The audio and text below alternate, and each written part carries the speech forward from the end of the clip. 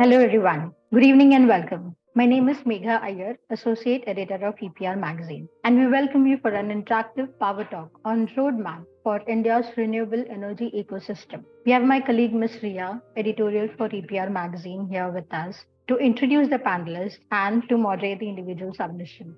So, delegates, let's sit back and enjoy this special interactive session. I welcome Ms. Ria. Thank you, Megha. As India aspires to become a million-person economy worth $5 trillion, the construction infrastructure business in India is becoming more important with the constant increase in the share of pre-engineered buildings and industrial structures. The government has set up rupees 5,331.5 crores for renewable power project on and off the grid. The government has authorized an initial investment of rupees 19,744 crores for National Hydrogen Mission, of which rupees 17,000 crores would be allocated to incentives for electrolysers, green hydrogen manufacture in India. In contrast, rupees 400 crore would be spent on developing green hydrogen hubs. This budget ensures that business as usual allocation will keep the momentum for non-fossil fuel capacity growth going forward. Furthermore, despite a little rise in the variability of fuel level generation, the allocation to transmission and evacuation facilities will boost grid stability. In our today's Power Talk on Roadmap for India's renewable energy ecosystem, we will briefly examine the emergence of solar and wind energy, increasing competitiveness of hydrogen production, self-reliance in energy storage, costterms, and reliance on short-term power market. Ladies and gentlemen, it's an honor and privilege for me to introduce you to our today's distinguished speakers. Mr. Tarun Popley, Head BD for Renewable Energy and Bid Management at Tata Power Renewable Energy Limited, Mr. Deepak Jain, President for Solar Business at Grew Energy Private Limited, Mr. Martin Shardul, Policy Director at Global Wind Energy Council, Ms. Saloni Sachdeva, Energy Analyst at Institute for Energy Economics and Financial Analysis, and Mr. Akhilesh Avasti, Chief Operation Officer at Hindustan Power Exchange Limited. Mr. Deepak, I would like to start with you. Industrialization and urbanization will boost the energy consumption, which is expected to reach 405 gigawatts of renewable capacity by 2030. How are we going to fulfill this need without further destabilizing our economy? So basically, considering the requirement and the target is 450 gigawatts of renewable energy by 2030 and followed by zero carbon emission by 2070. So again, that is the extension to whatever we are targeting till 2030. So at this point of time, we are towards the equipped nation to achieve the 2030 target, and for that the government of India is taking all the possible steps wherein in terms of PLI, wherein in terms of different supports system to Indian manufacturing segment. So obviously by way of all the particular extensions, Indian economy, obviously it is boosting economy. It is fifth largest economy in the world, and to self-sufficient our requirements for the energy, we are working towards the renewable segment. Since I am from the solar energy, I'll specifically speak about the solar energy. As on today, the requirement, the installed capacity of solar is 65 gigawatts, more or less. And more or less 60 to 65 gigawatts of projects are allocated. So to achieve the 350 gigawatts of solar energy out of 450, we are moving towards the self-sufficient nation as far as renewable energy is concerned, and obviously it will support the economy, complete ecosystem of the solar energy and the economy of the Indian industry. Thank you, Mr. Deepak, for explaining the strategies to us. Mr. Tarun, coming to you, How uniformity in tariff cost will enable the renewable industry to plan their projects in advance. Uniformity in this particular tariff as per the electricity amendment rules, which Ministry of Power has just few months back issued. I think this is going to be a kind of game changer, because what we have seen in the past, that whenever I'm talking about the utility scale project. Whenever a developer is winning a utility scale project, there is a lag of more than 6 months when he is getting the PPAs. Okay. And this lag of 6 months is creating a lot of differences in the environments, in the assumptions. And you know that our Indian perspective is still dependent on outside era, that how the things are moving outside India. So there is a gap, and when new tenders are coming, there is a difference between what the old tender tariffs have been derived. So now Government of India wants that a uniform tariff should be built in, so that there should not be any anomaly, and regulators are comfortable in approving the adoption of tariffs.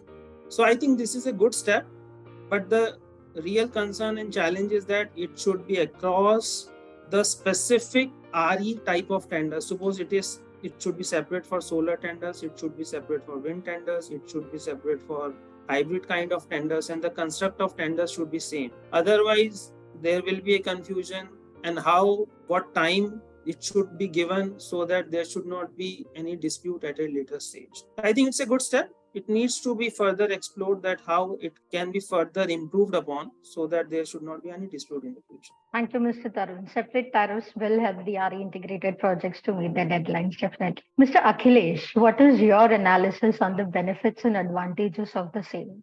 2-3 things which I'd like to mention with regard to renewable and the way we are progressing.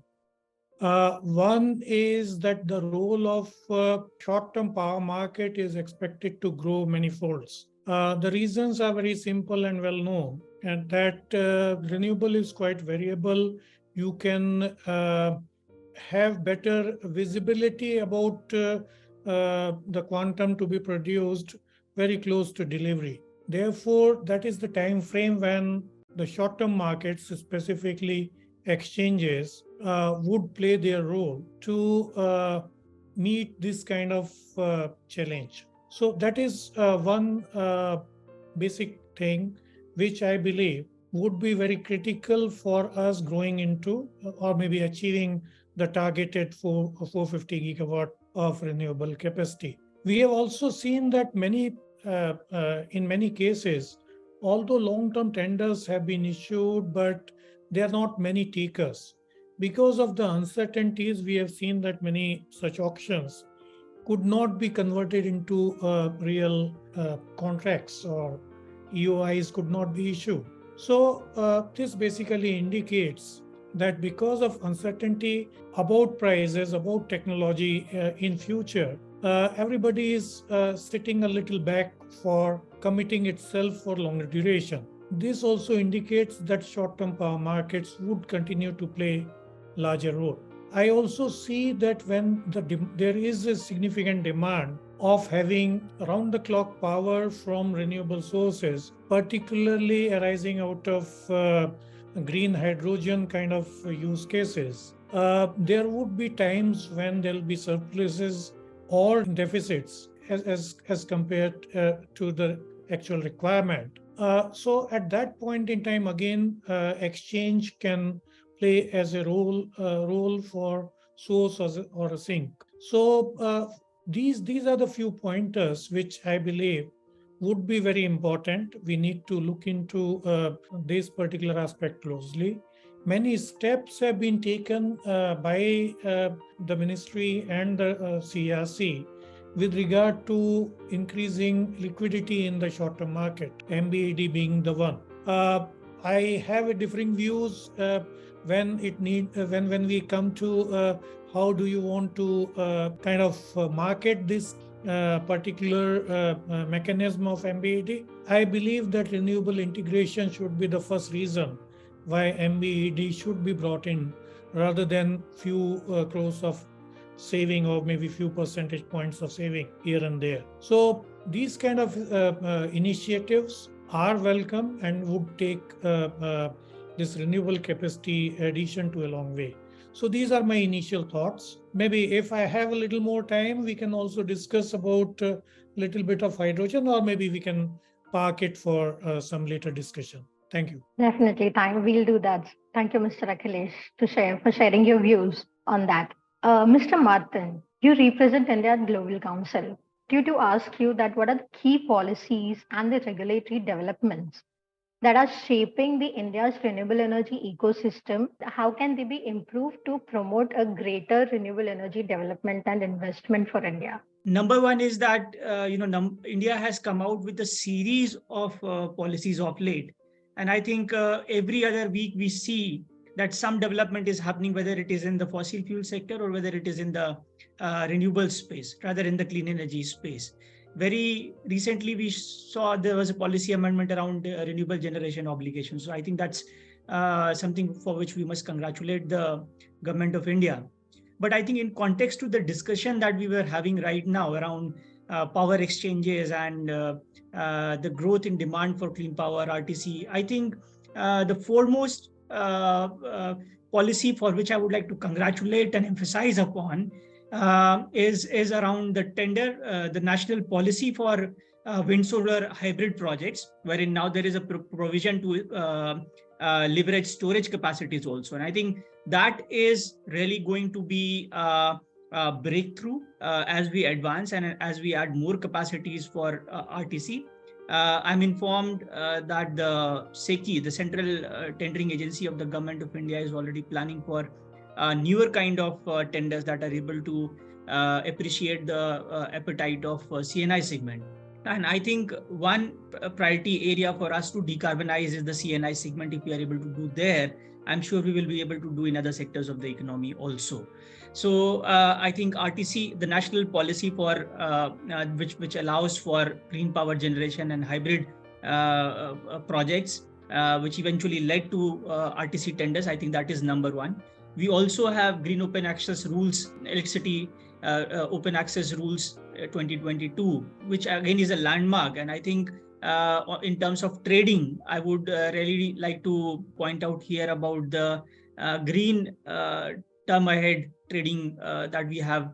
All of these have, if we see in a larger perspective, if we see them as a bundle, then you see on one front, the government of India is promoting generation of green power. On the other hand, they're allowing access, advocating for access of green power. And then they have set up a mechanism now wherein that is possible for CNI segment or for other stakeholders. And the exchanges that have of late started operating in the country, I think this is totally going to introduce a new kind of dynamics in our power sector. Mr. Awasthi has rightly pointed out that, how we are seeing that of late power generators are more interested in selling on exchanges. Discoms are also evaluating opportunities for selling their surplus power on the exchange, because that happens to be a lucrative point, a platform for them to buy power at the right price at the right time, without the hassle of being in a long-term PPA. But of course, for certain technologies, long-term PPAs are important even today, because that gives some kind of confidence. And recent catastrophic events, force majeure events, and events that have led to surge in prices of commodities and the cost of renewable energy, I think that has kept that space open, that we must still have some kind of business risk mitigation in place, and long-term PPAs are certainly going to play an important role for technologies such as the offshore wind, which is going to be very new in India if we delve into that. But I think even for some of the mature technologies, we will have to have an open eye on that. So that's all for now, and I'm happy to add to the conversation later again. Thank you. Yes, the government's focus is widely instrumental in fast tracking our RE capacities and are changing our renewable energy dynamics. Thank you, Mr. Martin. Ms. Saloni, coming to you, the National Hydrogen Mission will help enhance our energy industry. So, being an analyst, what do you think? How can India do best to capitalize on this emerging technology and support renewable energy integration and grid stability in India? I represent IFA here, which is a global think tank working on the mission to accelerate energy transition globally. And we have teams in South Asia, Europe, Australia, and Latin America. Coming on to the question, I agree with you that this is an immense opportunity. And the government, in spite of along with the technology that you mentioned, also has policies around it, like the green hydrogen mission. Approximately 19,000 crores have been allotted for the green hydrogen mission. As my fellow colleagues mentioned, we have the offshore wind policy, promotion of electric vehicles, introduction of the green day-ahead market, and easing the open access terms, as again highlighted by my colleague. So a combination of all of this is required to enhance the meeting the NDC and the G20 targets that India has laid out for 2030 and 2070. Very specifically coming on to the transmission side of things, when we talk about RE uptake, be it the technology, solar, wind, a combination of solar, wind and storage, and now green hydrogen, we have seen that at the state level, the DISCOMs and the state authorities are shying away from vanilla projects, just solar and wind, and they are more willing to deploy and come up with tenders which are hybrid projects, solar, wind hybrid, renewable energy and storage hybrid, and now hydrogen projects. But for that, as you mentioned, the transmission and the distribution capacity at the state level has to be increased. We have to focus on increasing the capacity of the state transmission units and also the central transmission units, that is the STU and the CTUs at the state level. We also feel that storage, be it in any form, as we discussed, will have long-term and medium and short-term goals. When we talk about medium and long-term, it will act as an energy construct. In terms of short-term and very ultra-short terms, it will act as input to ancillary services, balancing our intraday for renewables, and also managing the fluctuations that comes because of inefficient forecasting that happens at the state level and the national level right now. On the transmission side, we know that very recently CEA came up with a plan for renewable energy up to 500 megawatts, and this talks about 7 RE-rich states that have been given a transmission plan. And these states have been coming up with tenders. For example, Gujarat and Rajasthan have been coming up tenders around it, solar, wind, hybrid, and hydrogen. Whereas some states like Karnataka, Andhra Pradesh, and Tamil Nadu have not been forthcoming in terms of tender. And we know the issues like legacy PPAs already existing, resource advocacy, inefficiency, and that's why another input from our side as an analyst has been that the states need to undertake a lot of resource advocacy planning when it comes to hydrogen also. They need to understand what amount will be required, what kind of power would be required for in-house consumption, and what can be transported and exported to other states. On the technology side, as you mentioned, green hydrogen, the money that is flowing into it, the success depends upon how fast the cost of the electrolysers is decreased. So a lot of effort at the state level and the national level will be required to undertake research and development to reduce the cost of electrolysers, because there is where the bottleneck is. And going forward, I know a lot of organizations in India is working on that aspect. I would also like to highlight that CA is coming up with a guideline to propose a mandate under the Indian Electricity Code regulation to help state undertake resource advocacy planning, and now green hydrogen is also being discussed there. So such kind of initiatives at the national and state level will help grow the technology, the cost, and then the transmission policy and regulation that is required. Maybe I'll take a pause here and talk more at the state level later. Thank you, Ms. Saloni, for a brief explanation. And yes, we need to focus on STUs and CTUs also to expand our storage capacities. We're almost at the end of the session. Can I request you, Mr. Tarun, to make a closing statement for today's session? Thank you. I think it was a very good discussion on the growth of RE in India and the kind of policies, kind of changes which is being brought by Government of India and the upcoming things. I think we can talk a full day on that, how to enable the RE capacity, how to enable the RE sector, and what are the tailwinds and headwinds which can bring more clarity on how to bring more and more capacity. So I think fellow panelists have done a great job in explaining the things in a better way, and the things are contributing that we should contribute in our own ways to bring more and more capacities available and giving us reliable power to the customers. And I once again thank you, EPR team, for arranging this beautiful session. I think people who will be seeing this webinar now or maybe later on, they will be benefited the way it has been discussed at this platform. Thank you. Thank you very much. Thank you, panelists, for your enlightening knowledge and knowledgeable submissions, and for an intense, informative, and optimistic discussion on our India's renewable energy journey. Moving towards the closing of today's session, I would like to ask Riya to take it forward. Thank you, Megha. Thank you, panelists, for sharing your valuable thoughts on roadmap for India's renewable energy ecosystem. We hope you all have enjoyed the session. Before wrapping up the session, we thank our distinguished panelists, Mr. Tarun Popli, Mr. Deepak Jain, Mr. Martin Shardul, Ms. Saloni Sachdeva, and Mr. Akhilesh Avasthi. I also want to thank Ms. Megha Iyer for taking this initiative. You can follow our social media pages to get more updates from EPR Magazine. Also, our application is available on Google Play and App Store for enhanced reading. With this, we would like to announce the closing of today's session. Please all stay tuned for more such sessions.